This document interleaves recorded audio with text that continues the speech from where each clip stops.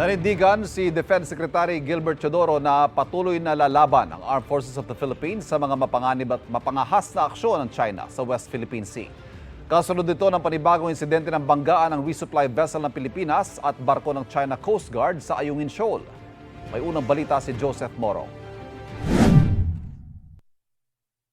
Muling nagpang-abot sa West Philippine Sea ang mga sasakyang pandagat ng China at Pilipinas. Isang hindi pa kinikilalang resupply vessel ng Pilipinas at barko ng China Coast Guard ang nagbanggaan. Batay sa ulat ng Chinese state-run TV network na CGTN, ilegal umunong pumasok ang barko ng Pilipinas sa bahagi ng Ayungin Shoal na tinatawag nilang Renai Reef. Nagsagawa raw ang CCG ng control measures na naaayon sa batas.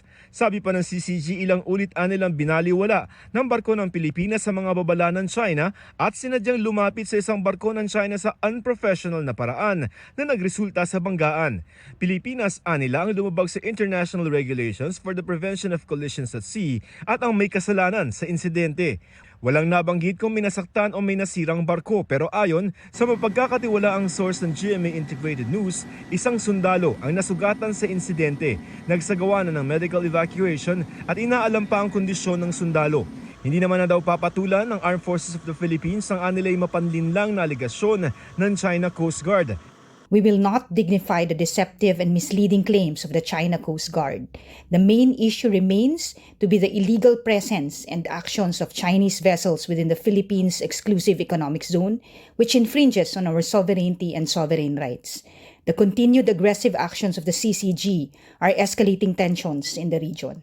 Sa isang pahayag, maring kinundena ng National Task Force for the West Philippine Sea ang ilegal at agresibo nilang aksyon ng China Maritime Forces na kinabibilangan ng China Coast Guard.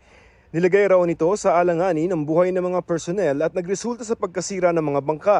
Nagsanib puwersa ang AFP at Philippine Coast Guard para sa routine rotation at resupply mission na ito.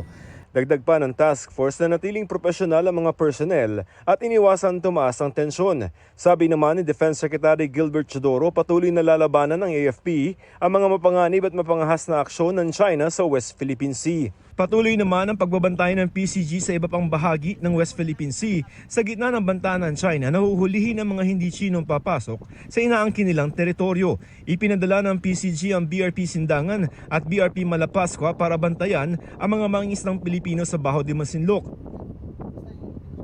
Sa ngayon, wala pa naman daw nangyayaring panghuhuli laban sa mga Pinoy.